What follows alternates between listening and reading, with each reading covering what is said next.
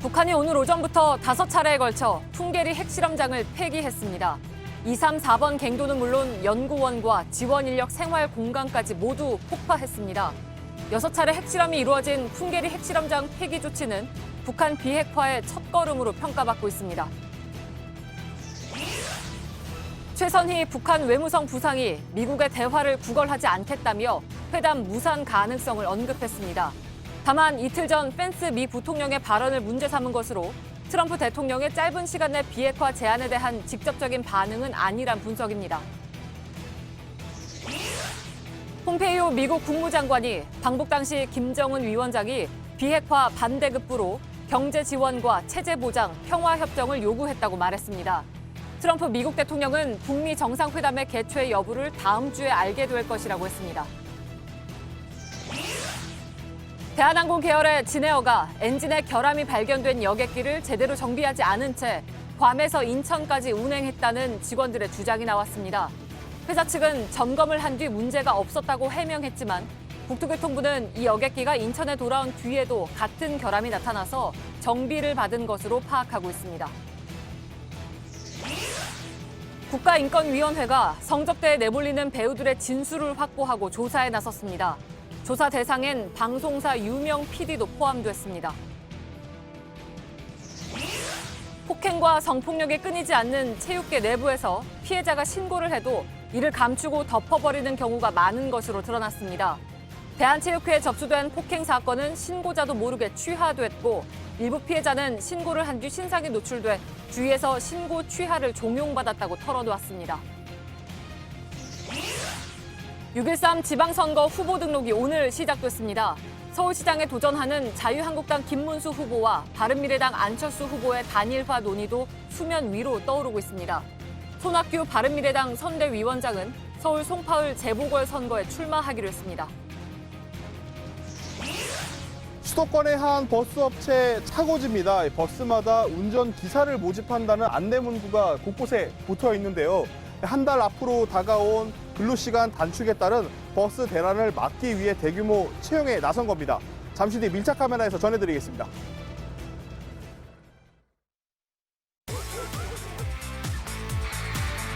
다양한 당신의 이야기가 월드컵을 더 즐겁게 합니다.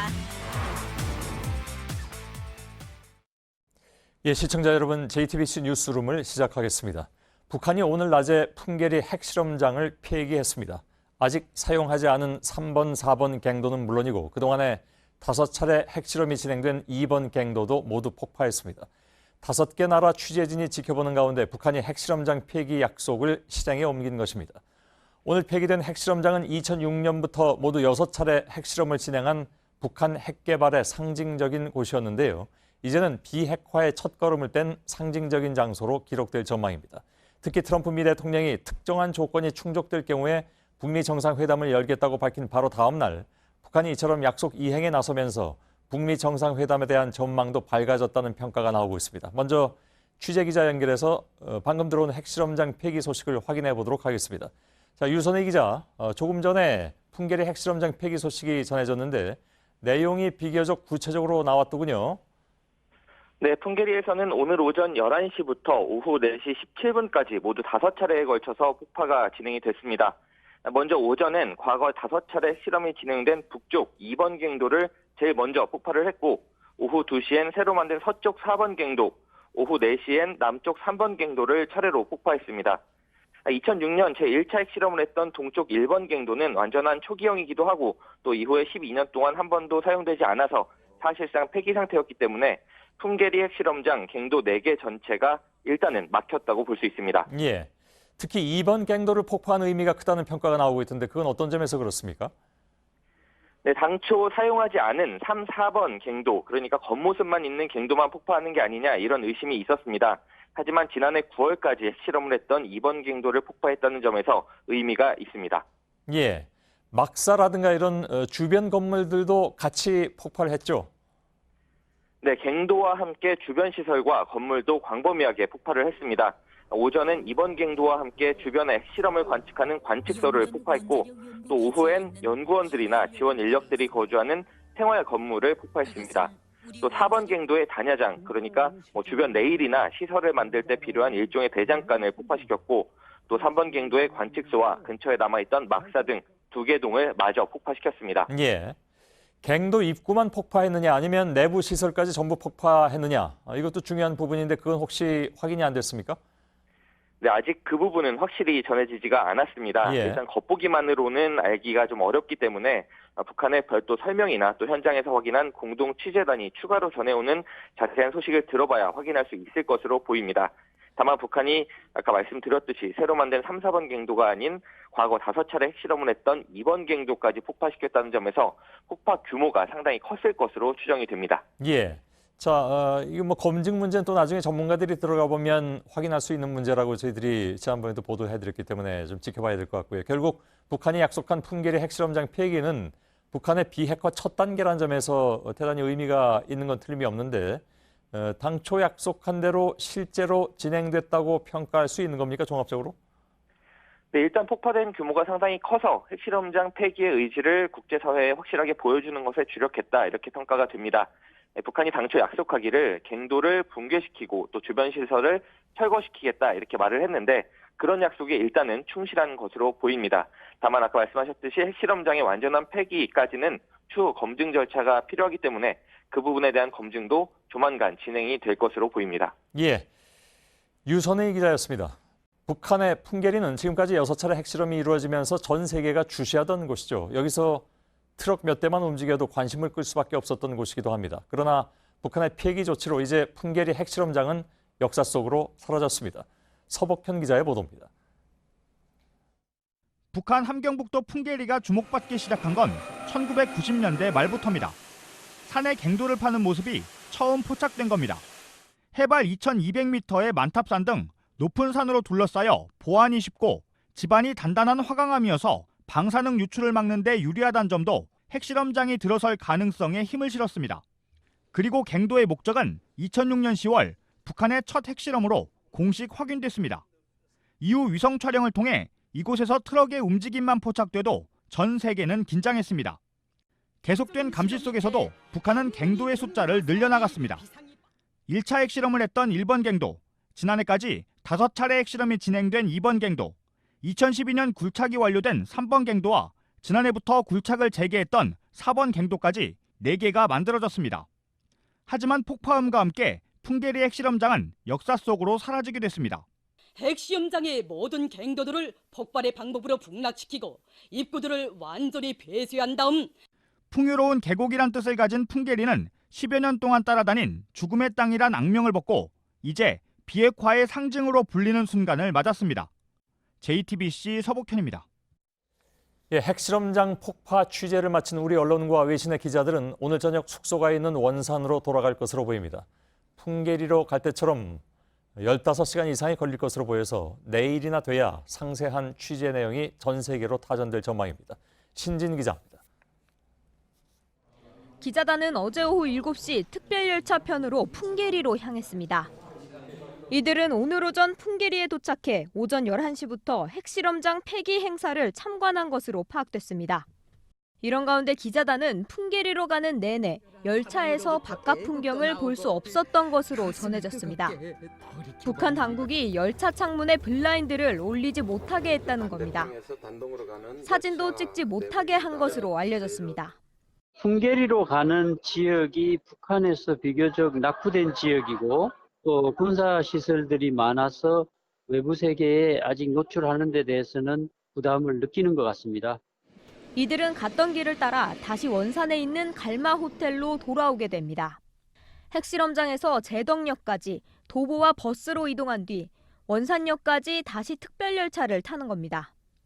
이에 따라 이들이 취재한 핵실험장 폐기 영상은 내일 오전 이후에나 원산에서 송출될 것으로 보입니다. JTBC 신진혜입니다. 예, 방금 공동 취재단에 속해 있는 기자가 저희들한테 전해온 바에 따르면 내일 아침 6시 내지 7시경에 지금 풍계리에 가 있는 기자단이 원산에 도착을 한다고 합니다. 다시 한번 말씀드리자면 지금 풍계리에 들어가 있는 기자단은 이동을 시작해서 내일 아침 6시 내지 7시경에 풍계리에 원산에 도착할 예정으로 있습니다. 그리고 나면 곧바로 갈마 초대소로 가서 거기서 현장에서 찍은 그림을 모두 보도를 하게 됩니다. 따라서 내일 아침 6시 내지 7시 정도가 되면 풍계리 폭파 현장의 당시의 상황을 여러분들께 전해드릴 수 있을 것 같습니다. 예, 이번에 기자단이 북한에 묵는 곳 바로 갈마 초대소죠. 바로 이 갈마 초대소에서 내일 오늘 찍은 그림을 전송하게 되는데 김정일 국방위원장에 이어서 김정은 위원장도 이곳을 별장처럼 사용하는 최고급 시설이라고 합니다. 북한이 이번 핵실험장 폐기 공개에 각별히 신경을 쓰고 있다는 것을 보여주는 대목이기도 하죠. 이선화 기자의 보도입니다. 유명한 원산의 명사심리 백사장입니다. 풍계리 핵실험장 폐기 취재를 위해 방북한 기자단이 묵고 있는 갈마 초대소가 있는 곳입니다. 건물이 높진 않지만 넓이는 축구장 2배 크기로 알려져 있습니다. 안에는 볼링장과 수영장 등 체육시설부터 푸드트럭 같은 편의시설까지 다양한 시설이 갖춰져 있습니다. 식당에선 프랑스산 유명 탄산수 페리에도 제공됩니다. 이번에 이곳 초대소에서 묵은 러시아의 한 기자는 자신의 트위터에 미국계 쉐라톤 호텔 용품이 비치돼 있는 걸 올리기도 했습니다. 김정일 국방위원장이 비밀 별장으로 썼던 곳인 만큼 최고급으로 운영되고 있는 걸로 보입니다. 김정은 위원장과 동생 김여정 제1부부장도 유년 시절 이곳에서 많은 시간을 보낸 걸로 전해집니다. 일반 간부들은 거기에 가보지도 못했고요. 이번에 통풍 결정을 하면서 기자단은 김정은 국방위원장 지리에 초청한 거나 다름이 없죠. 북한이 이번 핵실험장 폐기를 정상국가 이미지를 쌓는 기회로 삼으려 한 걸로 보이는데 이와 함께 관광지구로 개발한 원산의 모습을 전 세계에 홍보하기 위한 의도도 담겼다는 분석이 나옵니다. JTBC 이선아입니다. 예, 조금 전에 말씀드린 대로 풍계리 현장에서 취재한 기자들이 지금 아마 이동 중에 있는 것 같습니다. 15시간이 걸린다고 했으니까 올 때도 같은 시간이라면 아마 오후 3시쯤에는 출발한 것으로 유추해 볼 수 있습니다. 왜냐하면 이들이 전해온 바에 따르면 내일 아침 6시 내지 7시경에 원산에 도착해서 오늘 찍은 그림을 보내준다고 했으니까요. 자, 내일 아침에 상세한 소식을 전해드릴 것을 약속을 드리고 2부에서는 이춘근 과학기술정책연구원 선임연구위원과 함께 이번 풍계리 핵실험장 폐기의 의미를 좀 더 자세히 짚어볼 예정으로 있습니다. 예, 북한은 아직까지 트럼프 대통령이 어제 제시한 트럼프 모델에 대해서 공식 입장을 내놓지 않고 있습니다. 북한이 직접적으로 반발을 하지 않은 것은 부정적이지 않은 신호다. 이런 조심스러운 해석이 나오고 있습니다. 이번 주말부터 북미 접촉이 본격 시작된다는 소식도 들어와 있습니다. 다만 북한의 최선희 외무성 부상이 오늘 마이크 펜스 미국 부통령을 강하게 비난하고 나섰습니다. 펜스 부통령은 최근에 북한이 리비아의 전철을 밟을 수 있다. 이렇게 북한을 자극한 바가 있죠. 협상을 앞두고 신경전을 벌이는 것인지 아니면 미국의 적대감을 그대로 드러내는 것인지 아직은 확실치 않은데 정보당국은 한미 정상회담을 계기로 일단 긍정적인 방향으로 가닥을 잡은 것은 분명하다. 그러나 여전히 낙관은 어렵다. 이렇게 현 상황을 진단하고 있습니다. 김태영 기자입니다. 오늘 오전 북한 조선중앙통신 홈페이지에 게재된 담화문입니다. 북한 대미외교의 핵심 최선희 외무성 부상 명입니다. 대화를 구걸하지 않고 구태여 붙잡지도 않겠다. 북미 정상회담을 재고려할 걸 지도부에 건의하겠다 등 강경한 주장을 이어갑니다. 지난 16일 김계관 외무성 제1부상 담화에 이어 북미 회담 취소 가능성을 또 언급한 겁니다. 최 부상은 상상도 못한 끔찍한 비극 등 과격한 표현도 쏟아냈습니다. 담화문은 트럼프 대통령이 북한 비핵화 방식과 관련해 일괄 타결에서 다소 물러난 매우 짧은 시간 내란 새 제안을 내놓은 이후 처음 나온 북한의 반응입니다. 다만 최 부상이 본격적으로 문제 삼은 건 펜스 미 부통령의 발언이었습니다. 펜스 부통령이 현지 시간 22일 미국 폭스뉴스와의 인터뷰에서 북한이 리비아 모델처럼 끝날 것이라고 말한 데 대해 발끈한 겁니다. 이미 트럼프 대통령도 리비아 모델의 북한 적용 가능성에 대해선 선을 그은 상태입니다. 게다가 김계관 제1부상을 내세워 볼턴 백악관 국가안보보좌관을 비판했던 북한이 최 부상으로 비판 주체의 급을 낮춘 것도 눈길을 끕니다. 이 때문에 전문가들은 이번 입장 표명도 회담을 앞두고 벌이는 기싸움 성격이 짙다고 분석합니다. 트럼프 대통령을 직접적으로 거명하고 비난하는 것보다는 강경파들을 거론해서 비난함으로써 트럼프 대통령한테 강경파들을 통제하라는 메시지로 보여집니다. JTBC 김태영입니다. 북미 정상회담 준비의 핵심 인물인 폼페이오 장관은 방북 당시에 김정은 위원장에게 미국이 원하는 진짜 비핵화의 범위를 설명했다고 공개했습니다. 당시에 김 위원장은 경제 지원부터 체제 보장에 이르는 반대급부를 명시적으로 밝혔다고 했습니다. 비핵화와 체제 보장 간 빅딜이 깊숙이 논의됐다는 것이죠. 비핵화 방식에 대해서는 미국 본토를 위협하는 핵과 미사일부터 피하는 방식, 즉 남아공 모델과 유사한 프로세스가 주목받고 있습니다. 이지은 기자입니다. 의회 청문회에 나온 폼페이오 장관이 김정은 위원장과 논의한 빅딜 내용을 상세히 밝혔습니다. 지난 9일 두 번째로 북한에 갔을 때 김 위원장에게 진짜 비핵화를 위해 미국이 희망하는 검증 작업의 범위를 설명했다고 했습니다. 진짜 비핵화가 포괄하는 범위엔 핵무기와 미사일 기술뿐 아니라 우주 발사대나 핵물질 연구 개발 등도 들어간다고 했습니다. 북한도 따로 원하는 게 있었다고 폼페이오는 말했습니다.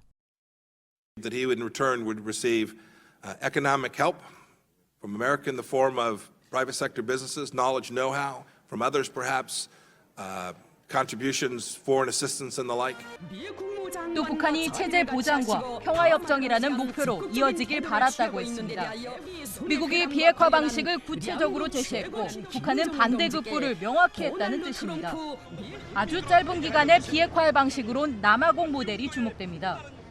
폼페이오의 진짜 비핵화 발언에서 미국을 위협하는 걸로 특정한 핵무기와 ICBM을 먼저 폐기한 뒤 핵물질 연구 프로젝트 등은 시간을 두고 처리하는 방식입니다. 앞서 뉴욕타임스는 6개월 이내에 핵무기 일부 반출과 생산시설의 폐쇄, 또 자유로운 사찰 등을 첫 이행 조치로 왔습니다. JTBC 이지은입니다. 북한의 빠르고 완전한 비핵화 선택을 재촉한 만큼 이를 최종 조율하기 위해서는 고위급 접촉이 이루어져야 할 것으로 보입니다. 다시 한번 폼페이오 김영철 라인이 거론되고 있습니다. 트럼프 미 대통령이 예고한 다음 주에 벌어질 무슨 일, 이것은 이러한 접촉 결과에 따라 확인될 것으로 예상됩니다. 이지은 기자입니다. Well, we're going to see what happens on Singapore. We're going to see, and it could happen, could very well happen. But whatever it is, we will know next week about Singapore. And if we go, I think it'll be a great thing for North Korea. 트럼프 대통령은 연 이틀 북미 정상회담 개최에 대한 의지를 드러내면서 특유의 화법대로 이번엔 다음 주에 벌어질 일을 예고했습니다. 빠르고 완전한 비핵화 완성을 위한 의제 등을 논의하기 위해 실무와 고위급 접촉 가능성을 시사한 것으로 보입니다. 실무급 회담은 이번 주말 싱가포르에서 개최될 것이라는 관측이 나온 상태입니다. CNN은 한 관리를 인용해 고위급 사전 대화를 통해 여러 논의 사항을 두고 더 많은 대화를 할 필요가 있다고 전했습니다. 폼페이오 국무장관과 김영철 통일전선부장의 회동 가능성을 제기한 겁니다. 폼페이오, 김영철 라인 등 고위급의 접촉 시점은 불확실하지만 늦어도 다음 주 초까지로 예상됩니다. 북한이 반감을 드러낸 한미 연합 공중훈련 맥스 썬더와 풍계리 핵실험장 폐기 이후의 시점입니다. 결국 양측의 실무와 고위급 접촉에서 빠르고 완전한 비핵화의 범위와 절차가 어떻게 조율되느냐에 따라 회담의 개최 여부가 최종 결정될 것으로 보입니다. JTBC 이지은입니다.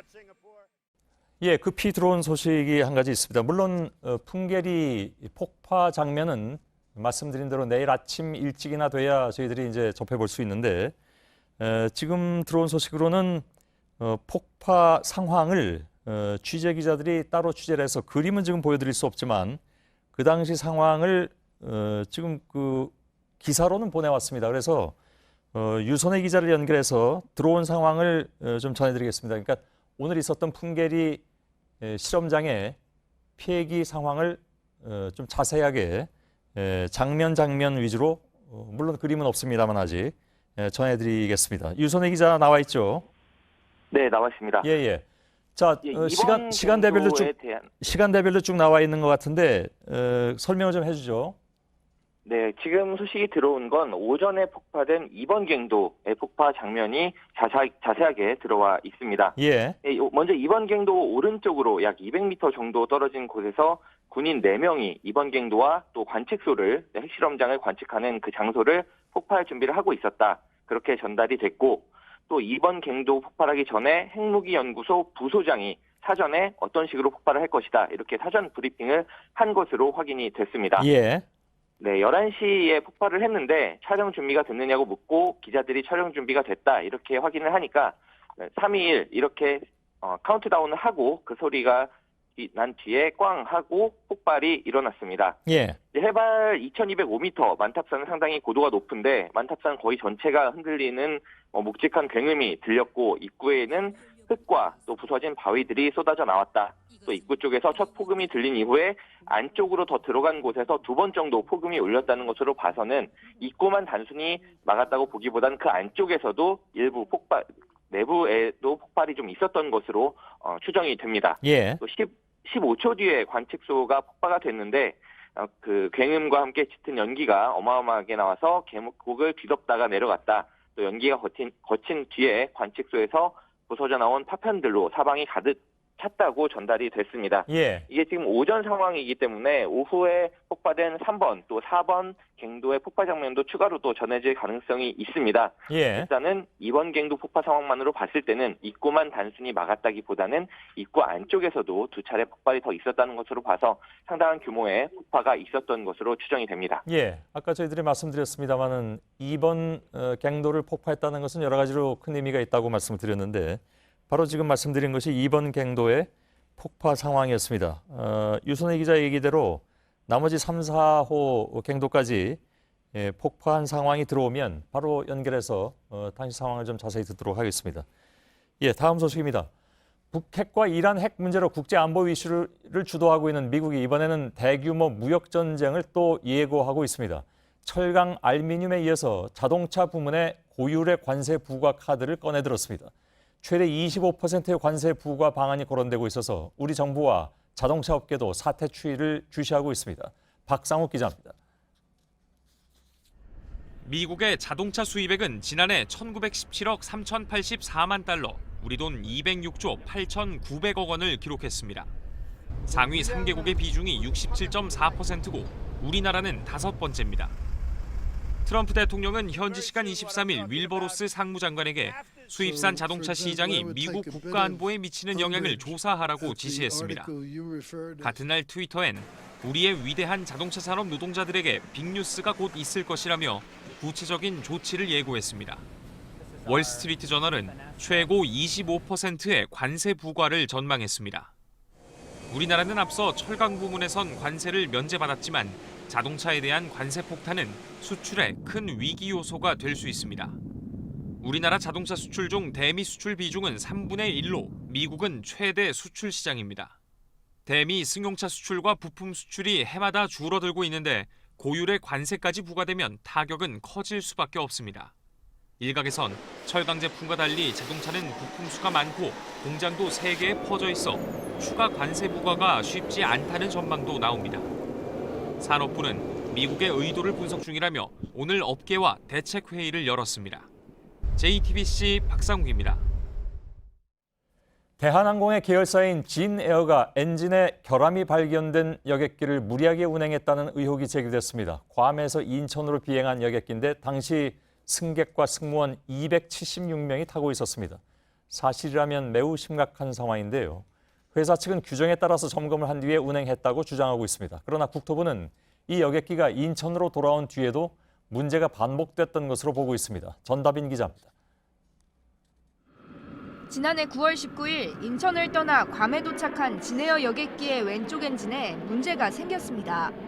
당시 조종사가 엔진을 끄려 했지만 연료 밸브가 차단되지 않아 연료가 계속 주입됐다는 게 대한항공 직원연대의 주장입니다. 직원연대는 이런 경우 화재 등 비상 상황에서도 엔진을 끌 수 없어 중대한 결함으로 취급된다고 밝혔습니다. 대체 항공기가 투입되어야 하는 상황이었다는 겁니다. 하지만 이 여객기는 승객과 승무원 276명을 싣고 예정대로 인천으로 돌아왔습니다. 제보자는 당시 정비본부장이었던 현 대표이사가 직원들에게 비행기를 띄우라고 압박했다고 주장합니다. 이에 진에어 측은 해당 항공기는 엔진이 정상적으로 정지됐다며 연료 공급 간의 남은 연료로 연기가 발생했던 것이라고 반박했습니다.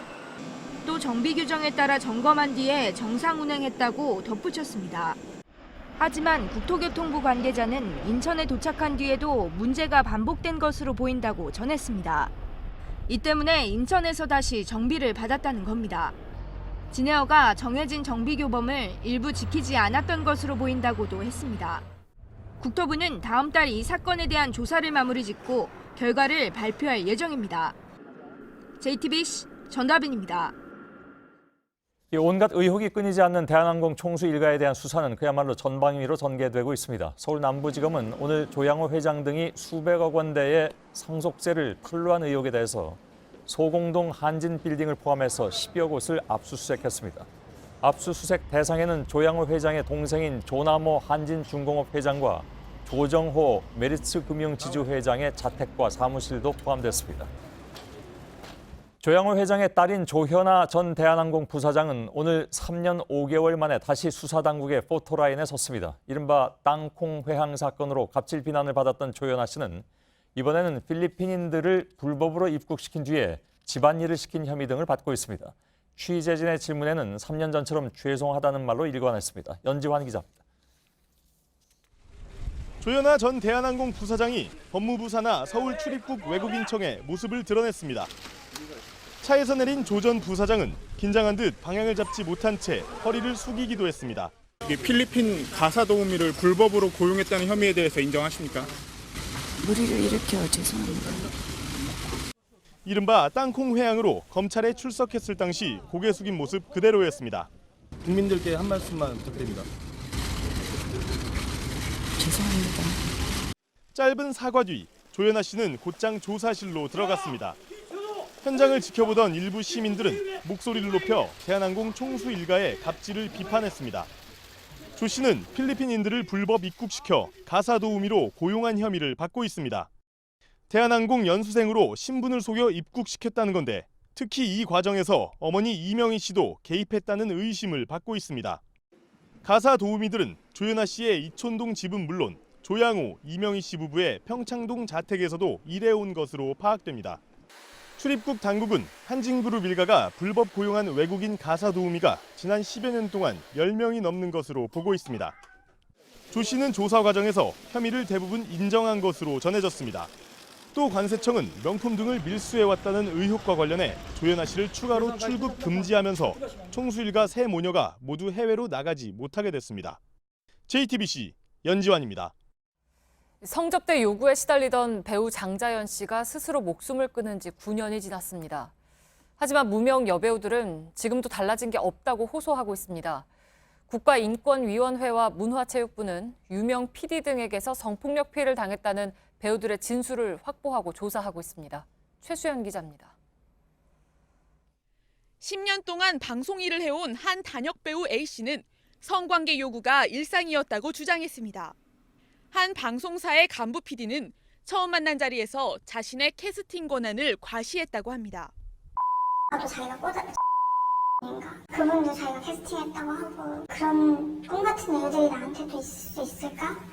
노래 실력을 보겠다며 노래방에 데려가 성추행을 했다고도 주장합니다. 가슴이랑 밑에 만들려고 해서 이건 좀 아닌 것 같다고. A씨는 인권위원회와 문화체육부가 구성한 문화예술계 성폭력 특별조사단에 진정서를 냈고 현재 조사가 진행되고 있습니다. 다른 단역 배우도 영화 감독을 만나 비슷한 일을 겪었습니다. 성공하려면은 몸으로 떼야 된다. 이거를 그녀도 딱 대놓고 얘기를 하더라고요. 배우할 각오가 돼 있냐며 모텔에 데려가기도 했습니다. 너 연애 활동 하고 싶잖아. 연기 활동 해야지 이러면서 뭐 입만 살짝 갖다 대려고 하길래 이렇게 딱 피했더니 이제 몸을 더 치라고 하더라고요. 두 배우 모두 캐스팅되는 게 간절했고 요구를 거절하면 더 이상 일을 못할까 두려웠다고 합니다. 하지만 캐스팅은 없었고 배우의 꿈도 접었습니다. 5만 원만 믿고 살아왔는데 이제 완전 이 바닥에 이 정도구나라는 그거를 알게 되고 좀 못하겠는 거예요. 그리고 막 몸도 잃고 꿈도 잃은 거잖아요. 문화예술계 성폭력 특별조사단은 다음 달 중순 피해 배우들에 대한 조사 결과를 발표할 예정입니다. JTBC 최수연입니다. 빙상연맹 감사에서 드러난 체육계 민낯을 어제 전해드렸습니다. 저희들이 취재한 체육계 상황은 생각보다 더 심각했습니다. 폭행이나 성폭력을 신고해도 조사가 제대로 이루어지지 않았습니다. 심지어 피해자도 모르게 취하되는 경우도 있었습니다. 강신우 기자입니다. 중학교 시절 코치에게 폭행을 당한 핸드볼 선수 A씨. 피해자 어머니는 이 사실을 뒤늦게 알고 2015년 대한체육회에 신고했습니다. 그러나 3년간 사건 처리를 기다렸지만 아무런 답이 없었습니다. 제가 지하를 했다고요? 전혀 지하를 한 적 없는데요. 체육회는 해당 사건을 민원인이 취하했다고 마무리했는데 정작 신고자는 이를 모르고 있었습니다. 그 사이 A씨는 해당 코치와 법정 소송까지 했고 가해자로 지목된 코치의 폭행은 법원에서 인정됐습니다. 그러나 체육회가 취하서도 없이 사건을 종결해 체육계에선 어떤 징계도 받지 않았습니다. 2015년 부산의 한 고등학교에서 야구를 했던 학생들은 코치에게 수차례 발길질을 당하고 뺨을 맞고선 체육회에 신고를 했습니다. 그러나 조사기관에서 더 이상 지도자 생활을 못할 것이란 얘기를 듣고 신고를 취하했습니다. 선처를 하는 게 어떻겠냐. 굳이 꼭 제재를 안 받아도 코치가 더 이상 위협은 강요하지 않을 거다 이래가지고. 해당 지도자는 징계도 받지 않고 다른 학교로 옮겨가 코치를 하고 있습니다. 2016년 대전의 한 대학 검도부 감독에게 성폭력을 당했다는 운동선수의 신고 내용입니다. 성희롱과 성추행이 이어졌고 하의를 벗으라고 했다고 적혀 있습니다. 하지만 열흘 만에 미미한 오해에 대해 해명됐다며 민원을 취하했습니다. 가해자로 지목된 감독이 취하를 종용했고 해당 선수는 운동을 그만뒀습니다. 지도자로 활동하지 않겠다던 감독은 여전히 학생들을 가르치고 있습니다. 체육회가 다 끝나지니 지금 와서 또 왜 뒤척거리세요? 지난 3년간 대한체육회에 신고된 폭행과 성폭력 사건은 59건. 그러나 제대로 조사를 하지 않고 민원 취하로 마무리된 게 12건입니다. JTBC 강신우입니다. 네, 앞서 보신 것처럼 피해자들이 용기를 내서 신고해도 가해자들은 처벌받지 않고 사건이 마무리되는 경우가 많았습니다.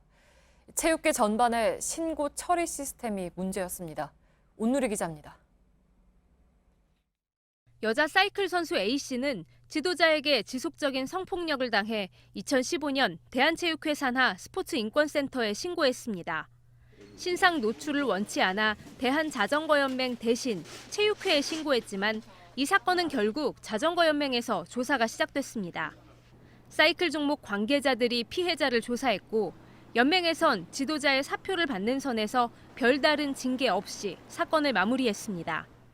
이처럼 체육회 스포츠인권센터는 접수된 사건을 대부분 종목별 단체로 내려보내 조사와 심의를 하게 합니다. 징계 결과가 다시 체육회로 전달돼 확정되는 구조인데 이렇다 보니 각종 문제점이 나타납니다. 종목단체에 통보되는 순간 피해자가 노출될 수밖에 없고 엄정한 징계 논의 대신 제 식구 감싸기식으로 피해자에 대한 회유와 압박을 시도하기도 합니다. 사실상 사건 해결 대신 2차 피해만 받게 되는 경우도 많은 겁니다. 종목별로 다른 잣대를 들이대 처벌의 형평성이 무너지는 경우도 잦습니다. 성폭력을 저지른 한 대학교 여자 유도부 코치는 출전 정지 3개월 징계를 받았지만 언어폭력이 적발된 쇼트트랙 코치는 지도자 자격 정지 2년을 받았습니다. 체육회는 인력이 없어 모든 사건을 직접 조사하기 어렵다는 입장이지만 종목단체의 책임을 미룬다는 비판의 목소리도 큽니다. 때문에 제대로 된 피해자 인권 보호를 위해선 체육계의 독립된 신고기구를 새로 만들어야 한다는 지적이 나옵니다. JTBC 온누리입니다. 최순실 씨가 사용한 태블릿 PC가 조작됐다는 등 허위 사실을 지속적으로 유포해온 변희재 미디어워치 대표 고문에 대해서 검찰이 명예훼손 등의 혐의로 구속영장을 청구했습니다. 변 씨는 2016년 말부터 최근까지 미디어워치 인터넷 기사 등을 통해 JTBC가 김한수 전 청와대 행정관과 공모해서 최순실 씨가 태블릿 PC를 사용한 것처럼 조작 보도했다고 주장해왔습니다. 검찰은 국과수 분석과 법원 판결 등에 따라 조작설이 사실 무근이란 점이 명백히 확인됐다며 언론의 자유를 침해한 정도가 중하고 JTBC 관계자들과 가족까지 신변의 위협을 느끼고 있다고 밝혔습니다. 6.13 지방선거의 후보 등록이 오늘부터 시작됐습니다. 주요 지역의 후보 상당수는 첫날 일찌감치 등록을 마쳤습니다. 등록까지 마친 후보들로서는 본격적인 선거 행보에 시동을 걸어야 할 때인데 야권에서는 지금 김문수, 안철수 두 후보의 단일화 가능성이 거론되기 시작했습니다. 아직까지는 수싸움 단계이지만 이대로 판세가 굳어질 것 같다고 판단되면 논의가 빨라질 수도 있습니다. 유한울 기자입니다.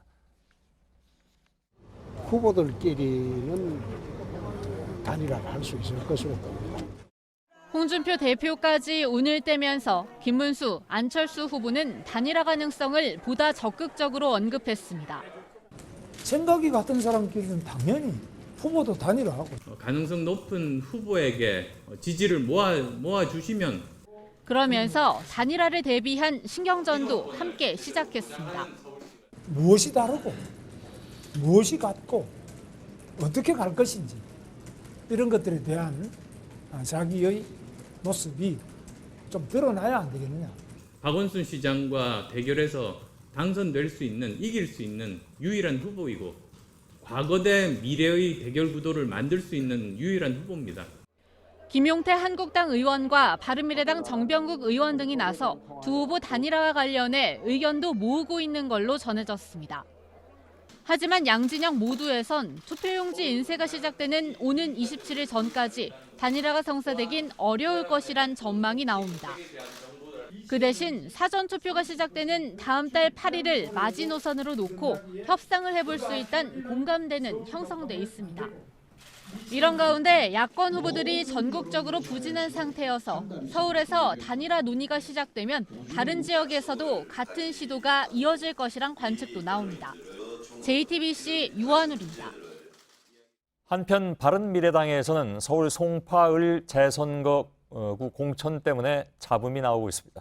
안철수 서울시장 후보가 미는 손학규 선거대책위원장이 직접 출마 의사를 밝혔는데 이곳에는 당내 경선을 거친 예비 후보가 이미 있기 때문입니다.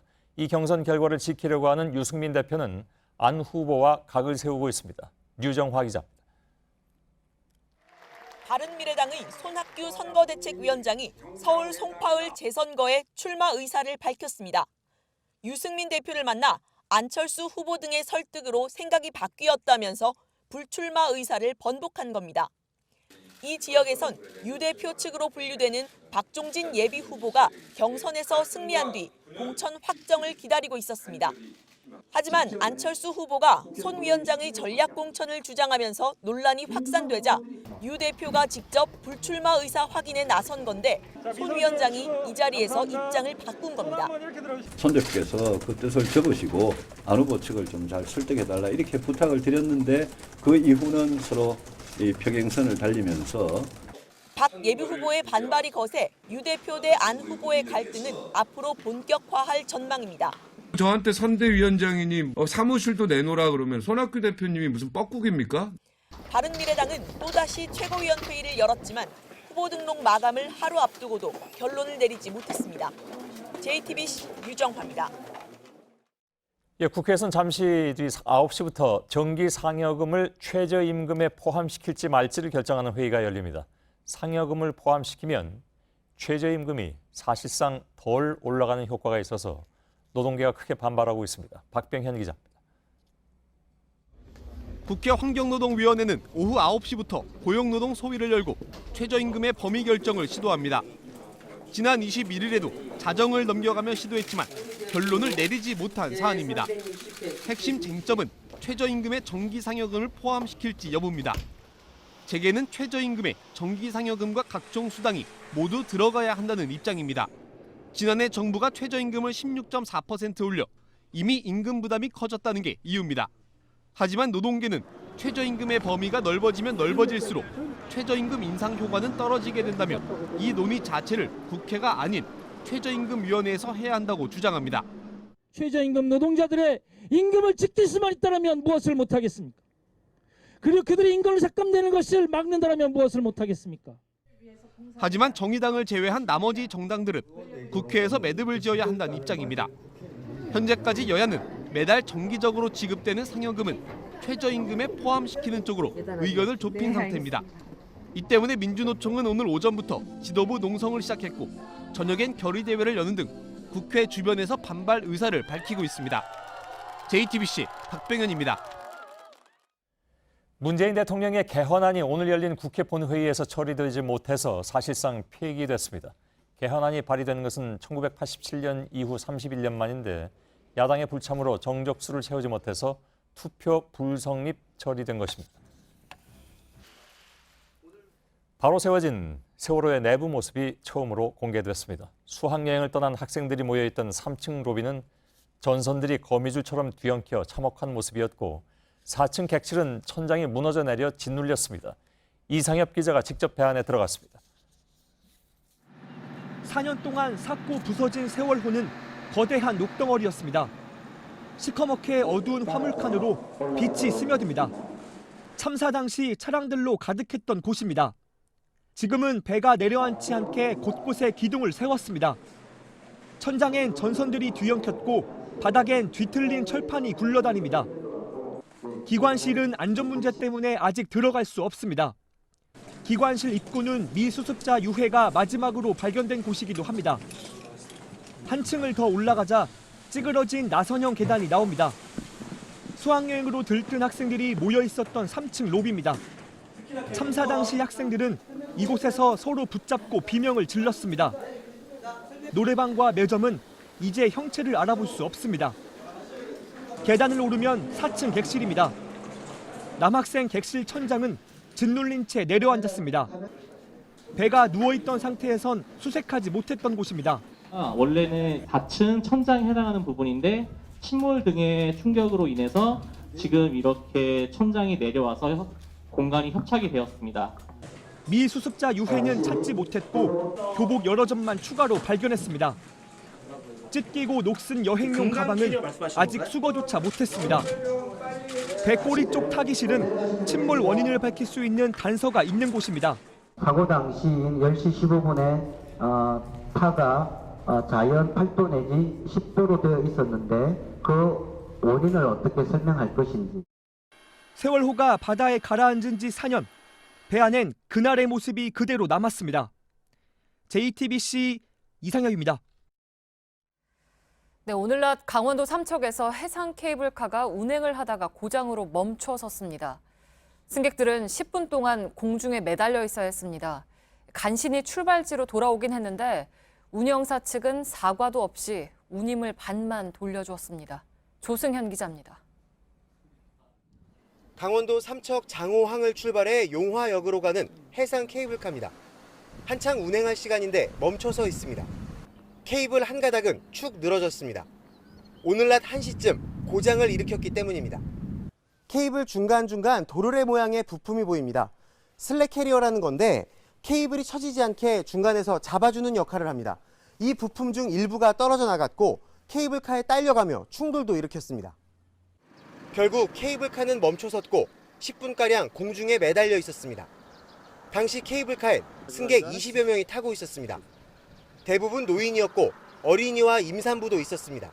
거기 막 돌 있고 막 아무튼 나무 있고 그런데 위에서 매달려 있으니 이제 또 그 찰나에 이제 후진해가지고 가야 된다고 하니 전진할 수 없게 된 케이블카는 출발지로 돌아왔습니다. 하지만 운영사 측은 제대로 된 설명이나 사과를 하지 않았습니다. 요금도 반만 돌려줬습니다. 운송 약관에서 저희가 한번 타셨기 때문에 편도로 환불해드리는데 삼척 해상 케이블카는 지난해 9월 개통 이후 30만 명 넘게 탈 만큼 인기를 끌었습니다. 하지만 안전관리와 사고 대응은 허점투성이었습니다. JTBC 조승현입니다. 부산에서 내리막길을 달리던 25톤 트레일러가 속도를 줄이지 못하고 앞차를 들이받으면서 10중 추돌 사고가 났습니다. 또 충북 청주에선 5톤 화물차가 어린이집 차량을 들이받았습니다. 배승주 기자입니다. 25톤 트레일러 옆으로 차량들이 뒤엉켜 있습니다. 차 안에 있던 운전자는 들것에 실려 나옵니다. 오늘 아침 7시 15분쯤 부산 사상구 신모라 사거리에서 63살 김모 씨가 몰던 트레일러가 속도를 줄이지 못하고 신호 대기를 하고 있던 차를 들이받았습니다. 갑자기 콩콩콩콩콩 하고 트레일러가 밀고 내려오면서 이제 추돌해 놓으니까 소리가 좀 많이 컸죠. 앞에 서 있던 차량 9대가 잇따라 뒤를 들이받았고 모두 11명이 다쳤습니다. 사고가 난 곳은 백양터널로부터 1km가량 내리막길이어서 사고가 잦은 공포의 도로로 불리는 곳입니다. 경찰은 브레이크가 말을 듣지 않았다는 트레일러 운전기사 진술을 확보하고 차량 결함 여부 등을 조사하고 있습니다. 오늘 오전 10시 20분쯤에는 충북 청주시 팔결교 위에서 56살 이모 씨가 몰던 5톤 화물차가 어린이집 차량을 들이받았습니다.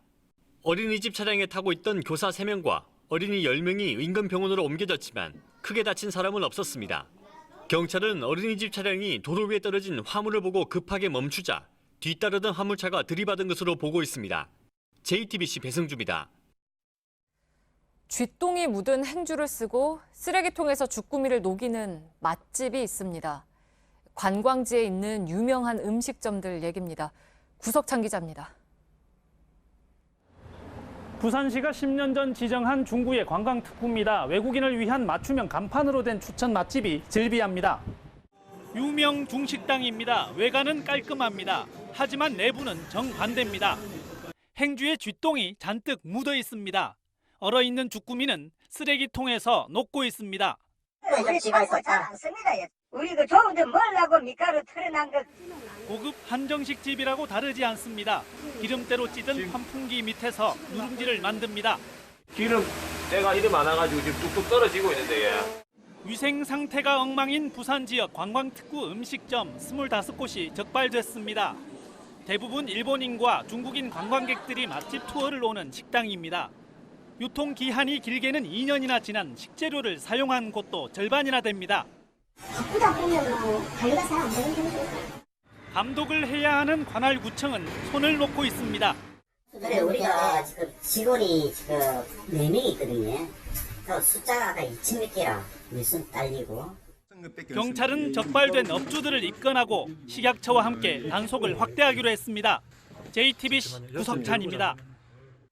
네, 오늘 황사가 몰려온다고 해서 걱정 많이 하셨을 텐데 의외로 공기가 탁해 보이진 않았습니다. 입자가 상대적으로 큰 먼지가 많고 더 작은 입자인 PM2.5 농도는 낮을 때 생기는 맑은 황사 현상입니다. 이맘때 황사가 날아오는 건 흔치 않은 일입니다. 오효정 기자입니다. 오늘 낮 서울의 가시거리는 18km였습니다. 날씨도 맑아 전국 어디서든 파란 하늘을 볼 수 있었습니다. 중국발 황사로 대기가 아주 탁할 거란 예보가 무색할 정도입니다. 황사는 있지만 또 우유를 시야가 넓어서 뿌옇지도 않았었고 괜찮았던 것 같아요. 하지만 실제 대기질은 좋지 않았습니다. 오늘 입자 크기 10마이크로그램 이하의 PM10 농도는 서울이 세제곱미터당 145마이크로그램, 울산은 185마이크로그램까지 올랐습니다. 반면 PM2.5 농도는 하루 종일 보통 수준이었습니다. 같은 농도라도 작은 입자는 숫자가 많아 빛을 많이 산란시킵니다. 반면 큰 입자는 어지간한 농도에선 이런 산란이 적어 맑아 보입니다. 이 때문에 오늘처럼 약한 황사 땐 실제 공기질은 나쁜데 하늘은 투명해 보이는 맑은 황사 현상이 나타나는 겁니다. 보통 5월 중순 이후론 동풍이 불기 때문에 황사가 넘어오는 경우가 드뭅니다. 그런데 최근 한반도 주변 기압 배치가 바뀌며 이번 주엔 서풍이 불고 있습니다. 때마침 중국 고비 사막에서 발원한 황사가 이 바람을 타고 유입됐습니다. 기상청은 이번 황사가 내일 오후 한반도에서 빠져나갈 걸로 전망했습니다. JTBC 오효정입니다. 20분만 충전해도 600km를 가는 전기차 배터리를 개발했다고 속여 3,600여 명에게 418억 원을 뜯어낸 36살 김모 씨 등 19명이 재판에 넘겨졌습니다. 이들은 여러 방송에 출연하고 관련 없는 중국 공장까지 데려가며 투자자들을 속였습니다. 대전지검은 함께 범행을 한 중국인 총책을 인터폴에 수배하고 계좌에 남은 현금과 가상화폐 등 140억 원을 추징했습니다. 어제 오전 11시 20분쯤 전북 군산의 한 아파트에 세워진 유치원 통학버스에서 4살 김모양이 2시간가량 갇혀있다 시민이 발견해 신고했습니다. 김양은 이날 오전 9시쯤 버스에 탄 뒤 잠이 들었는데 운전기사와 안전지도사가 유치원에 도착해서 아이가 버스에서 내렸는지 확인하지 않은 것으로 조사됐습니다. 김양 건강엔 큰 이상이 없으며 경찰은 운전기사 등을 상대로 조사하고 있습니다. 중국 공안 옷을 입은 한 남성이 호텔 객실 앞으로 걸어갑니다. 잠시 뒤 옆 객실로 옮겨갑니다. 제주 서부경찰서는 중국 공안 옷을 입고 제주 시내 호텔 복도를 돌며 중국인이 묵고 있는 방을 노크한 뒤 돈을 빼앗으려 한 혐의로 중국인 24살 우모 씨를 구속했습니다. 우 씨는 지난 9일 무비자 제도를 이용해 제주로 들어와 범행을 하려다 실패했고 지난 19일 다시 입국해서 같은 수법으로 범행을 시도하다 호텔 직원의 신고로 붙잡혔습니다. 기아차가 카니발 22만 5천 대를 리콜합니다. 프로그램 오류 때문에 차 문이 손가락이 끼인 채로 닫힐 우려가 있어서입니다. 르노, 삼성차는 QM6 등 5만 2천 대를 리콜하는데 해당 차의 매출 1%를 과징금으로 낼 예정입니다. 에어백 경고문을 운전석 햇빛 가리개에 달지 않았기 때문입니다. 꿈이 없어도 행복하면 됩니다. 방탄소년단이 노래로 말하고 싶은 메시지라고 합니다. 오늘 열린 기자회견에서 세계적인 팬덤을 일으킨 비결이나 음악 세계에 대한 속 깊은 이야기가 이어졌습니다. 권근영 기자입니다. 떠들썩한 환호가 이어지자 사회자는 아예 귀마개를 했습니다. 방탄소년단은 사흘 전 빌보드 뮤직 어워즈 무대에 섰던 뒷얘기부터 꺼냈습니다. 한국에 있는 것처럼 뭔가 저희 노래 한 글자 한 글자 다 따라 불러주시니까 2013년부터 지금까지 아시아를 뛰어넘어 북미까지 이어진 팬덤. 그 배경을 묻자 음악이라는 본질에 충실했기 때문이라고 답했습니다. 저희가 하는 이런 한국어들이 세계 여러 나라의 언어로 번역되고 뭐 유튜브나 혹은 그런 채널들을 통해서 쉽게 전파될 수 있었던 점도 앨범마다 열정페이, 수저 계급론 같은 시대의 단면을 담았는데 새로 나온 노래에선 무한 경쟁을 비판했습니다. 음악은 메시지였고 인종과 언어를 넘어선 공감을 끌어냈습니다.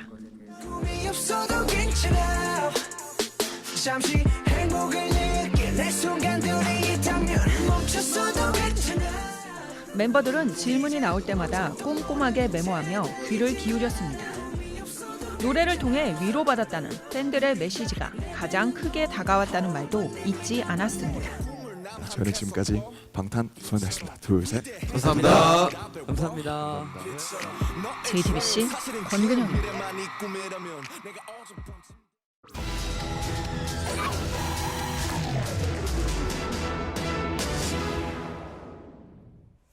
한 시간에 한 대가 오는 버스를 기다리고 버스 때문에 퇴근까지 늦춰야 하는 사람들이 있습니다.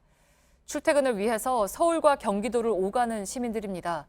주 52시간제가 시행되는 7월부터가 더 걱정입니다. 버스 업체들은 버스기사가 충원되지 않으면 운행 횟수를 줄일 수밖에 없다고 했습니다.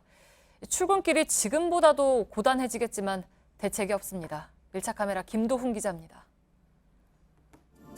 경기 남부로 가는 광역버스들이 회차하는 사당역입니다. 퇴근 시간이 되자 정류장에 늘어선 줄이 점점 더 길어집니다. 지하철 출입구까지 줄이 이어질 정도입니다. 이곳은 지하철 4호선 사당역 4번 출구 앞입니다. 본격적인 퇴근 시간이 되면서 인도의 대부분을 이 버스를 기다리는 시민들이 가득 메워진 모습을 볼 수 있습니다. 어디가 줄의 시작이고 마지막인지 구분하기 어려울 정도인데요. 이 건너편으로도 경기도 수원으로 가는 버스를 기다리는 시민들이 수백 미터 줄이 이어져 있는 모습을 볼 수 있습니다. 1시간씩 기다리는 건 기본입니다.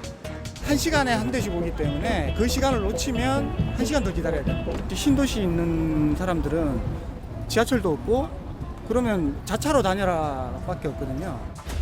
또 다른 광역버스 정류장도 마찬가지입니다. 경기도 광역버스 주요 회차 지점인 서울 강남역 버스 정류장입니다.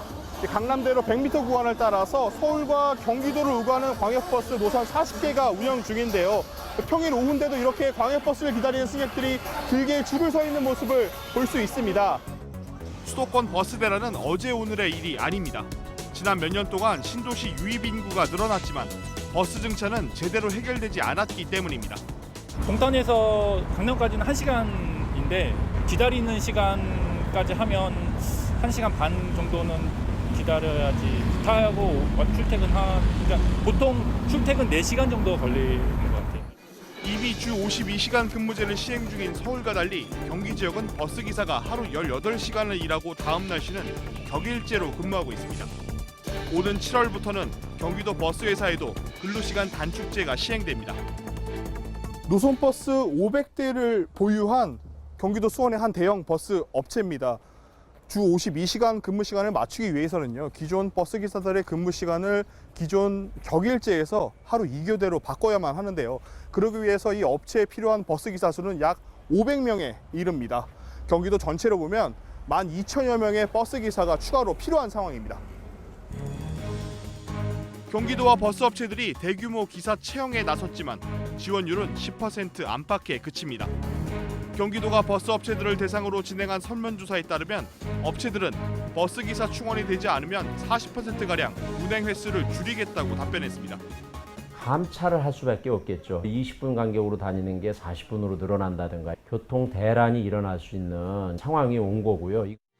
서울과 경기도를 매일 오가는 출퇴근 시민은 약 200만 명. 여기서 30%가 줄게 되면 대란 정도는 아니지 출퇴근을 할 수가 없죠. 몇천 명이 출퇴근하잖아요. 아마 한 밀키로 정도 될까?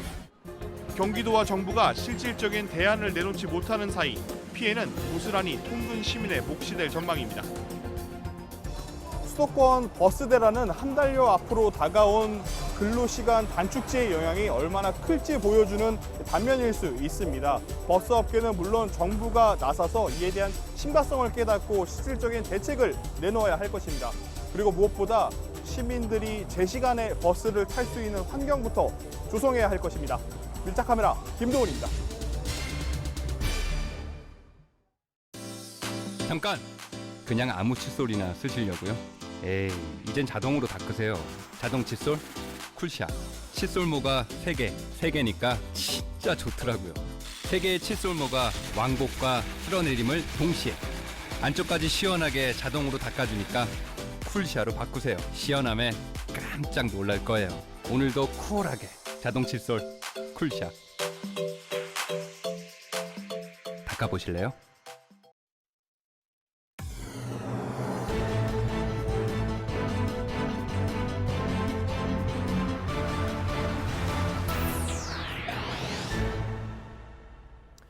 뉴스룸의 앵커 브리핑을 시작하겠습니다. 황량한 흑백의 도시에 남겨진 노란 관람차 하나가 있습니다.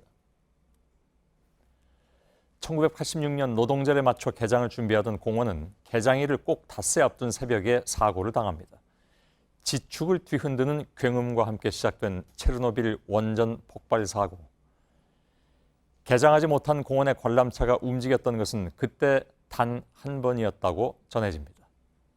사고 현장에 출동한 헬기 쪽으로 몰린 아이들의 시선을 돌리기 위해서였죠. 단 한 번의 운행을 마친 관람차는 버려진 도시를 상징하는 듯 정지해 있었고 남은 것은 여전히 삑삑 소리를 내며 울어대는 방사능 측정기의 소리뿐. 그러나 이 도시에도 봄이 오는 것만은 막을 수 없었습니다. 돌틈 사이 피어난 들꽃과 유영하듯 날개를 흔드는 나비. 호기심 어린 여우의 눈빛. 자연은 천천히 그리고 끈질기게 인간이 만들어낸 재앙을 극복해가고 있었습니다. 오목오목 흐르던 풍계천의 맑은 물과 맨발에 저적저적 밟히던 송이버섯의 부드러운 촉감, 송이를 태우던 송송한 향기와 자작나무 연기 내음. 탈북 작가 김평강은 함경북도 길쭉은 풍계리, 평화로웠던 어린 시절을 추억했습니다. 그의 기억 속에 남은 풍계리는 계곡엔 칠색 송어가 가득하고 버섯의 송송한 향기가 가득했던 푸른 숲.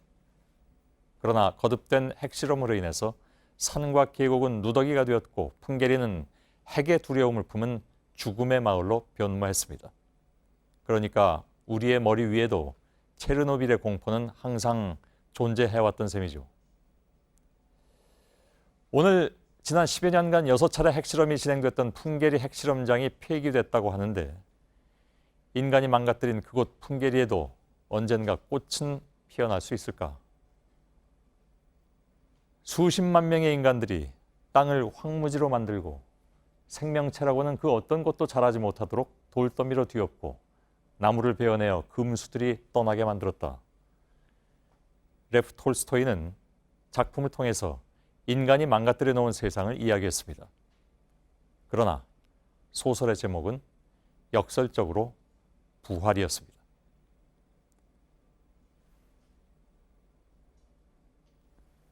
오늘의 앵커 브리핑이었습니다.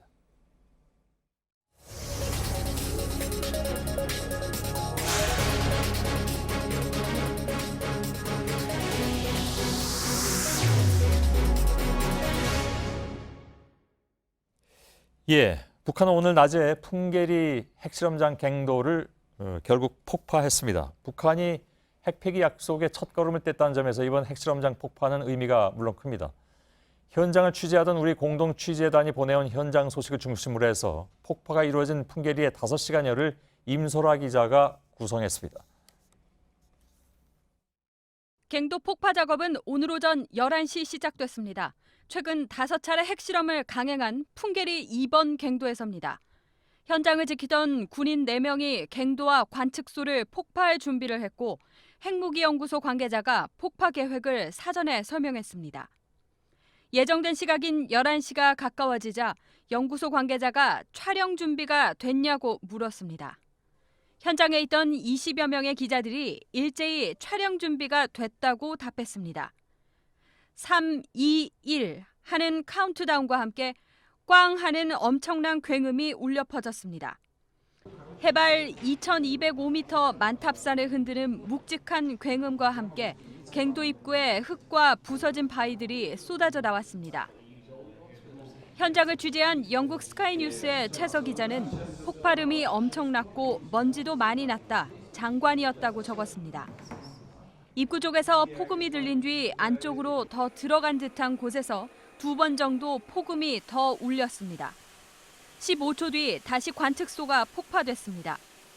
굉음과 함께 짙은 연기가 계곡을 뒤덮었고 연기가 거치자 관측소에서 나온 파편들은 사방에 수북히 쌓인 모습이 드러났습니다.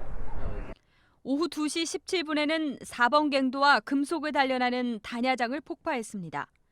다시 2시 45분에는 생활동 등 5개 시설을 폭파했습니다. 오후 4시 2분에는 다시 3번 갱도와 관측소를 폭파했고 4시 17분에는 남은 2개 동의 막사를 폭파했습니다. 3번 갱도와 4번 갱도는 아직까지 핵실험을 한 차례도 하지 않은 갱도들입니다. 북한의 이번 풍계리 핵실험장 폭파는 김정은 위원장이 남북 정상회담 때 약속한 것을 실행에 옮긴 것입니다. 또 다음 달 북미 정상회담을 앞두고 비핵화에 대한 강한 의지를 보여주기 위한 것으로 보입니다. JTBC 임소라입니다. 예, 풍계리 폭파 현장에서 취재한 기자들이 전해온 바에 따르면 내일 아침 6시 내지 7시에 원산에 도착한다고 했습니다. 그러니까 갈 때 15시간 걸렸다는 것을 계산해 보자면 올 때도 15시간 걸린다는 전제하에 오후 3시 전후에서 풍계리를 떠났다는 얘기가 되고 기자들이 내일 아침 6시나 7시 정도에 원산에 도착하면 거기서 곧바로 오늘 찍은 폭파 상황을 영상으로 전파할 계획입니다. 따라서 내일 아침에 저희들도 자세히 그 영상을 전해드리도록 하겠습니다. 자, 오늘 풍계리 핵실험장 폐기 쇼일까요, 아닐까요? 왜냐하면 쇼라는 주장도 많이 있어 왔기 때문에 그 질문을 오늘 나온 분께 먼저 드리도록 하겠습니다. 이춘근 과학기술정책연구원 선임연구원이 오랜만에 나오셨습니다. 안녕하십니까? 예, 안녕하십니까? 예, 쇼일 가능성이 있을까요?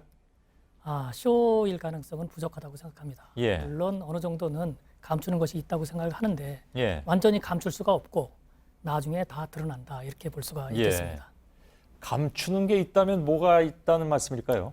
2번 갱도 같은 것이 그 가능성이 있습니다. 예. 보통 실험을 할 때 거기서 다 측정을 하고 분석을 하기 때문에 가장 많은 증거들은 북한이 가지고 있습니다. 예. 그 다음에 그것을 보여주지 않은 상태에서 폐쇄한다면은 우리가 볼 수 있는 내용이 적을 수가 있는데 우리가 들어가서 확인할 수 있는 것은 핵물질을 무엇을 썼느냐, 플루토늄이냐 우라늄이냐.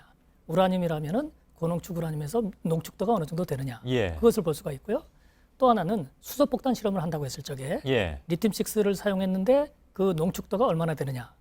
중수소, 삼중수소를 썼느냐 안 썼느냐, 얼마나 썼느냐. 예. 이런 것까지를 볼 수 있는데 그것이 그 안에 남아 있습니다. 예. 그래서 그것을 감춘다고 했는데 북한이 그것을 신고하지 않았다 할지라도 나중에 정상에서 시출을 해서 기폭실에 파고 들어가서 예. 거기서 샘플을 채취하면은 그것을 알아낼 수가 있습니다. 예. 그러니까 북한이 완전히 감출 수가 없다는 그런 의미가 되겠습니다. 예. 또 사찰 그러니까 검증 과정에서 감추려 의도했다 하더라도 결과적으로는 감출 수가 없다 이런 말씀이신가요? 그렇죠. 예.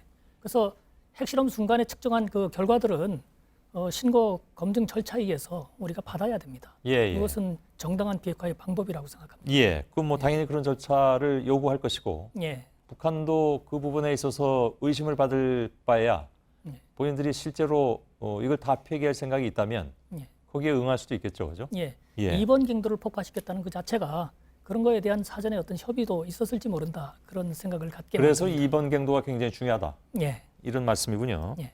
조금 전에 말씀하신 것처럼 바로 그 문제가 그러니까 쇼냐 아니냐 하는 문제를 떠나서 그러니까 예를 들어서 갱도만 막아버렸다면 입구만 막아버렸다면 쇼다. 예. 근데 이제 아까 현장에서 취재한 기자들이 전해온 내용에 따르면 예. 입구에서 폭파하는 것과 함께 그 내부에서도 두세 번의 폭발음이 들렸다 하는 예. 거니까 내부도 폭발했다는 건 뭐 짐작할 수 있는데.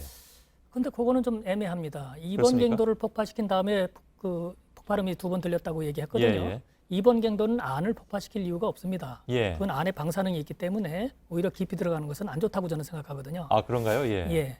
3번, 4번 같은 경우가 중요한데 3번, 예. 4번은 사용하지 않았기 때문에 내부부터 폭파시켜서 나와야 됩니다. 예. 그런데 3번, 4번 갱도 폭파시킬 때에는 그런 반향음이 들렸다는 얘기가 없거든요. 예. 그래서 제 생각에는 그 산세가 복잡하기 때문에 폭파시킬 때 나오는 그 음이 메아리 쳐서 들러오는 것이 그랬을 그렇게 가능성이 생각해서 있다. 가능성이 있다고 예. 봅니다. 예. 아, 지금 그 이충군 연구원께서 굉장히 좀 깐깐하게 지금 그 점검을 하고 계십니다. 예. 근데 이건 사실 그 모든 것이 사후 검증을 통해서 증명이 돼야 되는 그런 문제잖아요. 그러면 예. 지금 혹시 이제 이충군 연구위원께서 일말의 의심이라도 가지고 계시다면 예. 그거는 사후 검증 과정을 통해서 분명하게 해명이 돼야 되는 그런 문제들이 되겠죠. 그렇습니다. 근데 지금 이제 예를 들면 북한이 이건 분명히 감췄을 것이다라고 생각할 필요는 없는 것이긴 한데 예. 혹여 있다 하더라도 예. 검증을 통해서 다 알 수는 있다는 얘기입니까? 그러니까 2번 갱도 같은 경우에는 그렇다고 봅니다. 예, 예. 그거 아니더라도 우라늄 농축 공장에 가서 또 확인하는 방법이 있고 예. 핵탄두를 가지고 확인하는 방법도 있습니다. 예. 핵물질 가지고. 다만 문제는 3번, 4번 갱도라고 생각합니다. 예. 그 안쪽을 보여주지 않은 상태에서 바깥쪽만 기폭시킨다면은 예. 그 안쪽을 볼 수가 없거든요. 그렇죠. 그거는 상당히 현대화된 갱도기 때문에 북한의 핵실험 수준이나 목표나 방향을 알 수 있는 예. 간접적인 증거가 됩니다. 그것을 막아버리는 그 효과가 있는 그러면 거죠. 3, 4번을 과연 내부까지 다 폭파시키면서 나왔느냐 하는 것도 역시 검증 대상이 돼야 된다. 그렇죠. 그런 말씀이군요. 예. 지금 말씀 듣고 보니까 이제 전반적으로 그 과정의 문제라든가 거기서 우리가 좀 더 체크해야 될 부분이라든가 하는 것들이 예. 일목요연하게 좀 잡히는 것 같습니다. 예. 예, 알겠습니다. 그 5차례 폭파했고 막사 생활동 건물 관측소까지 폭발했다고 하는데 예. 이건 물론 이제 다시 안 들어가겠다는 의미를 익힐 수도 있는데 예. 아까 지금 연구위원께서 말씀하신 바에 따르면 그건 사실 그렇다면 그렇게 중요한 건 아닐 수도 있겠군요. 실제적으로 그 지역에 있는 그 핵심 인원들이 있죠. 예. 핵 실험을 하고 분석을 하는 과학자들, 예. 그다음에 그것을 지원하는 기술자들, 그다음에 경비 인력들 그런 사람들이 거주하는 단지까지 다 폭파시킨다는 것을 볼 때 예. 완전히 철수한다는 의미가 있을 것 같습니다. 그런 의미에서는 비핵화의 상당한 진전이라고 볼 수도 있습니다. 예. 알겠습니다. 3번과 4번 아까 저희들이 보도할 때 2번이 가장 중요하다고 말씀드렸고 예. 지금 이충군 연구위원께서도 그렇게 말씀을 하셨는데 예. 3번, 4번 같은 경우에는 그렇다면 만일 거중만 그러니까 입구만 예. 그렇게 해놨을 경우에 예. 그 내부를 어떻게 알 수가 있습니까? 검증을 하려면? 설계도를 사실 공개해야 됩니다. 예. 그거는 뭐 기자들한테 공개할 것은 아니고 나중에 검증을 할 때 사찰단한테 공개할 수는 있다고 생각을 하고요. 예. 만약에 입구만 폭파한 것이라면은 어느 정도 파고 들어가서 나중에 볼 가능성도 있다고 봅니다. 아, 도로 파고 들어가서? 예. 왜냐하면 그 갱도가 그대로 살아남아 있으면 나중에 다시 사용할 가능성이 있습니다. 예. 특별히 아임계 실험을 하거나 이런 용도로도 그것을 사용할 수가 있거든요. 예. 미국이나 소련 같은 곳에서도 그 남아있는 수평 갱도를 가지고 그런 식으로 이용을 해왔거든요. 그렇군요. 예. 알겠습니다. 자, 그렇다면 한 가지만 질문 드리겠습니다. 답변이 안 나오실 수 있습니다. 왜냐하면 지금까지 무엇을 점검해야 된다는 것에 대해서 다 말씀하셨잖아요. 혹시 제가 몰라서 질문 안 드린 것 중에 이거는 나중에 검증할 때 꼭 필요하다는 부분이 더 있습니까?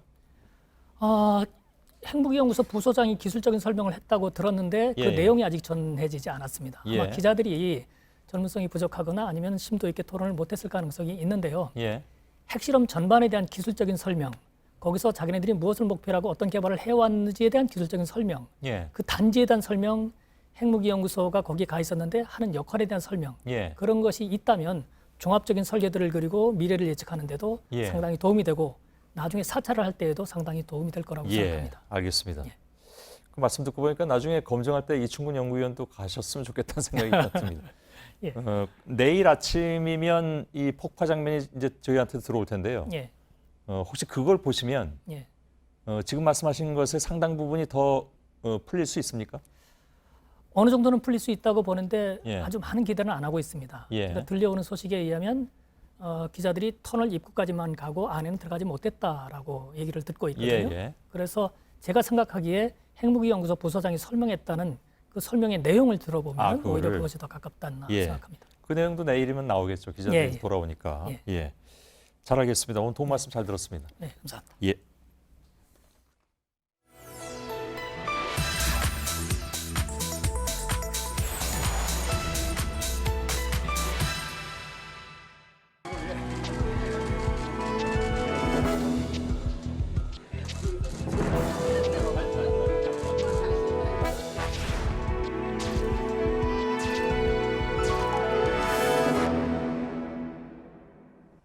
네, 미국 워싱턴에 있는 대한제국공사관입니다. 19세기 말 대한제국이 쓰던 공간인데 113년 만인 올해 복원됐습니다. 그런데 여기에 걸린 태극기를 두고 뒤집혀서 걸렸다라는 주장이 나왔습니다. 국기법 규정에 어긋난다는 겁니다.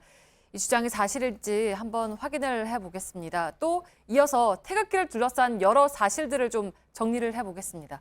오대영 기자, 상황을 먼저 좀 자세히 설명을 해주실까요? 네, 국기를 거는 방법은 대한민국 국기법 시행령에 자세하게 나와 있습니다. 이걸 세로로 걸 경우에 건곤 감리 중에서 건괴가 오른쪽 상단에 와야 합니다. 그런데 이번에 복원된 대한제국 공사관에는 건괴가 왼쪽 하단에 있습니다. 시계 방향으로 돌려야 하는데 반시계 방향으로 돼 있다. 그래서 규정에 어긋난다는 주장입니다. 네, 정말 규정과 다르긴 하네요. 근데 왜 이런 방식으로 걸어둔 건가요? 19세기 말 모습을 그대로 재현했기 때문입니다. 대한제국공사관은요, 1889년에 지어졌습니다. 이건 1893년에 찍힌 사진입니다. 1910년에 일제에 빼앗겼고 그 뒤에 소유권이 떠돌다가 2012년 우리 정부가 다시 샀습니다. 오른쪽 사진은 복원을 끝내고 우리 시간으로 어제, 미국 시간으로 그제 개관한 모습입니다. 복원 과정에서 자문을 맡았던 역사학자 설명을 들어봤습니다. 다행히 사진이 있어서 그 사진에 있는 태극기 재현을 되게 공들여서 한 거거든요. 크기나 비례 같은 거는 당시에 사진에 있는 거를 최대한 재현하되 색채는 현재적인 태극기를 좀 감안해서 네, 대한제국 때는 태극기 개양 규정이 없었습니다. 현재 기준으로 19세기의 모습을 판단하다 보니까 이런 오해가 생긴 것 같습니다. 네, 근데 이렇게 태극기 방향을 놓고 논란이 된 건 이번이 처음이 아니잖아요. 네, 지난해 12월에도 있었습니다. 문재인 대통령이 중국 충칭시에 있는 임시정부 청사를 방문했습니다. 바로 이 사진인데 이를 두고 국가 상징 태극기를 거꾸로 달았다라는 주장이 소셜미디어에서 나왔습니다. 사실이 아니었습니다. 임시정부가 쓰던 태극기는 지금의 태극기와 다르게 이렇게 생겼습니다. 역시 현재 기준으로 과거를 판단한 겁니다. 네, 그러면 지금 같은 태극기 모습이 정해진 거는 언제부터인가요? 광복이 된 이후인 1949년입니다. 네. 태극기는 1882년에 처음 만들어졌다는 게 정설입니다. 이듬해에 고종이 반포를 했는데 이때 공식 도안은 남아있지가 않습니다. 1900년대 이르러서 문헌을 통해서 확인되는데 대한제국 국기는 이렇게 돼 있습니다. 태극 무늬와 사괴의 위치가 지금과 대체로 같습니다. 일제 시대에는 독립운동 진영과 민간에서 다양한 형태로 만들어 썼습니다. 1942년에 임시정부는 건, 곤, 리감 순으로 네. 통일을 해서 반포했습니다. 1948년 정부 수립식까지 이 태극기가 걸렸습니다. 1949년 정부는 국기시정위원회를 만들어서 현재와 같은 건, 곤, 감, 리 형태로 확정을 했습니다. 네, 그러니까 일제 강점기를 거치면서 모양이 달라졌다가 광복 이후에 지금 모습이 됐다라는 거군요. 네, 그래서 역사학자들은 한국의 근현대사 과정에서 태극기의 형태가 하나로 처음부터 통일이 돼서 쭉 이어져 오기는 어려웠을 거라고 말을 합니다. 네. 다양한 태극기를 통해서 우리 역사를 살펴볼 수 있는 기회로 삼았으면 좋겠다, 이렇게 말했습니다. 네, 팩트체크 오대영 기자였습니다.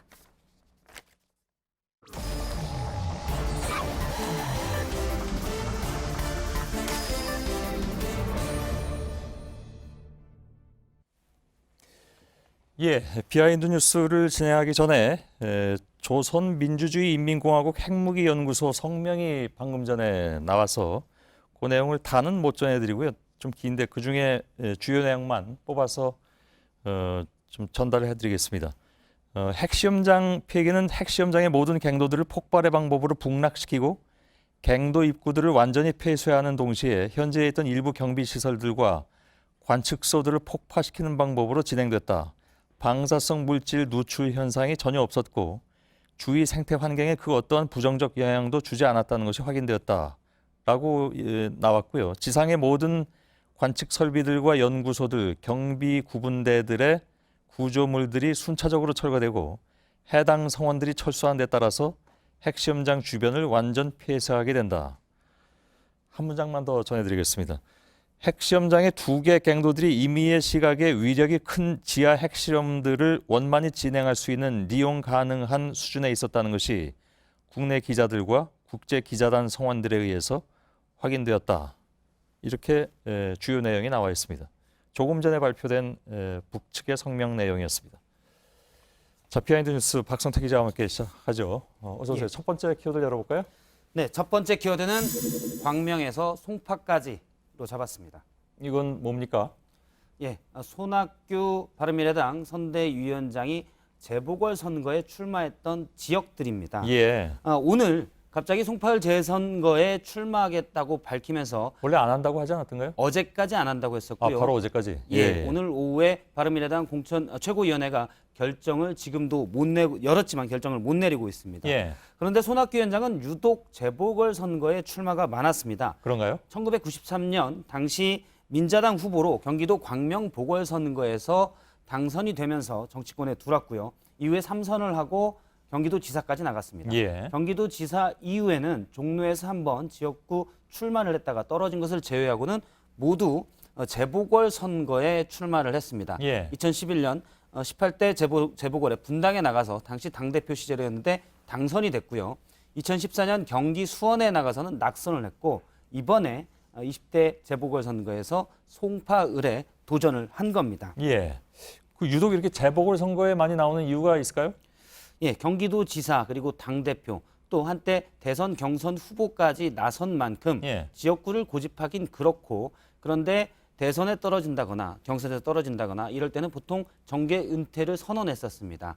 그런데 정치권에서 재보궐선거에 중량감 있는 마땅한 후보를 고르지 못할 때 예. 경기도지사를 지냈던 손학규 위원장을 경기도 지역 재보궐선거에서는 유독 찾는 겁니다. 예. 그리고 손학규 위원장도 정계 은퇴를 선언하다가 이 재보궐선거를 통해서 만일 당선이 되면 다시 정계에 복귀할 수 있는 계기를 만들어 왔습니다. 예. 하지만 이번에는 앞서 얘기한 것처럼 어제까지 출마를 안 하겠다고 여러 번 다른 후보를 격려하기도 했고요. 예. 추대받아도 출마 안 한다고 당 지도부에 또 언론에게도 여러 번 공개적으로 얘기했다가 오늘 입장을 바꿔서 논란이 되고 있습니다. 공개적으로 그랬다는 건 비공개적으로는 다른 생각이 있었다라는 얘기일까요?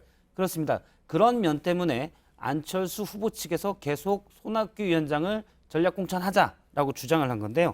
기자들이 보통 기사를 쓸 때 어느 지역에 어느 후보들이 물망에 오르고 있다라고 할 때는 후보 측의 의사를 좀 타진을 합니다. 출마할 의사가 있느냐는 건데요. 손학규 위원장 측은 혹시 송파에 나가냐라고 일부 기자들이 물어봤을 때 가능성은 완전히 배제하지 말아달라는 취지로 얘기를 기자들에게 한 것들이 전해지고 있습니다. 아, 그런가요? 그래서 불분명한 행보를 보이다가 오늘 갑자기 출마하겠다고 해서 지금 유승민계와 안철수계가 심한 갈등을 겪고 있습니다. 확실히 그 정치인들은 겉내와 속내가 좀 다른 경우가 많이 있는 것 같습니다. 이런 경우를 보면. 그나저나 굉장히 많은 지역에서 출마했었던 분이 아까 보니까.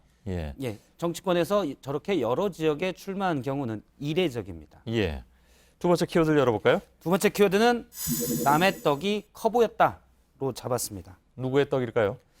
자유한국당이 가지고 있던 선거 슬로건인데요. 최근 민주당에게 우리 슬로건을 왜 도용해서 쓰냐라고 사과를 요구했습니다. 무슨 슬로건이죠? 비하인드에서도 한번 다뤘던 통째로? 통째로가 들어간 슬로건입니다. 처음에 뭐 나라를 통째로 넘기시겠습니까? 두 번째는 경제를 통째로 포기하시겠습니까? 라는 건데요. 슬로건이 문구도 그렇고 디자인도 좀 과격해서 당 내부에서부터 비판이 있었습니다. 근데 디자인은 그대로 가져왔는데요? 그런데 남양주의 그 종천 의원 측에서 남양주를 통째로 접수하겠습니다라는 문구가 있으면서 이 부분을 자유한국당이 지적하며 왜 우리 당 걸 쓰냐, 부단 도용이다, 사과하라고 요구를 했습니다. 민주당뿐만이 아니라 평화당에서는 지역 후보의 개소식에서 여기도 있네요. 그렇습니다. 무안을 통째로 살리겠습니다 라면서 무안 김호산 후보 측에서 아예 펼칠막에 저 문구를 그대로 갖다 썼습니다. 이건 뭐 걸리지 않습니까? 이런 경우 어떻게 됩니까? 우선 무안 군수 측에 저렇게 무안을 통째로 살리겠습니다 하는 후보 측에 낸 것에서는 자유한국당에서 사과하거나 부분을 해명하지 않으면 법적 조치를 취하겠다고 했는데요.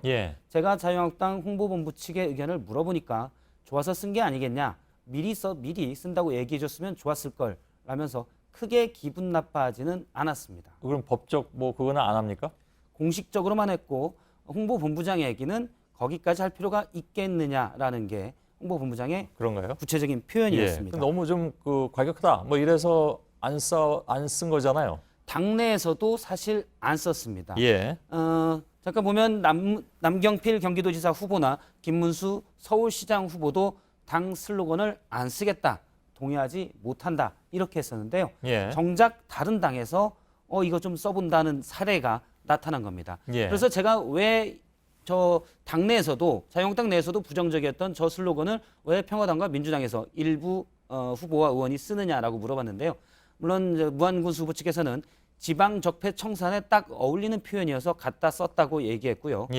종천 후보 측에서는 저거는 슬로건이 아니고 그냥 인터넷 메시지 중에 하나로 살짝 패러디해서 쓴 것일 뿐이다. 저렇게 과민 반응할 필요가 없다라고 밝혔습니다. 그나저나 자유한국당에서 이걸 또 열심히 쓰기 시작하면 양쪽에서 전부 통째로 쓰는 그런 상황이 될 것 같습니다. 다음 키워드를 열어보죠. 다음 키워드는 방탄 연장전으로 잡았습니다. 뭡니까 이건? 권성동 의원? 그렇습니다. 당초 오늘 국회에서 본회의가 열리고 여기에 권성동 의원에 대한 체포 동의안이 보고가 되고 28일 본회의에서 표결에 붙여질 것으로 예상이 됐는데요.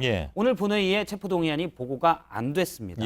이유는 체포 동의안이 국회에 송부되려면 대통령의 재가, 즉 결재가 필요한데 대통령이 한미 정상회담에 갔다가 새벽에 오면서 결재가 늦어졌습니다. 그래서 결재는 내일쯤으로 예상이 되는데요. 그래서 오늘 이건 본회의에 왜 흔히 하는 뭐입니까? 전자결제 이런 건 안 되는 모양이죠? 청와대 측에서는 체포 동의안은 전자결제 대상이 아니라고 밝혔습니다. 그래서 권 의원의 체포 동의안은 빠르면 28일 본회의에 보고가 될 것으로 예상이 됩니다. 그럼 28일 본회의면 5월 임시국회가 끝나는 거 아닌가요?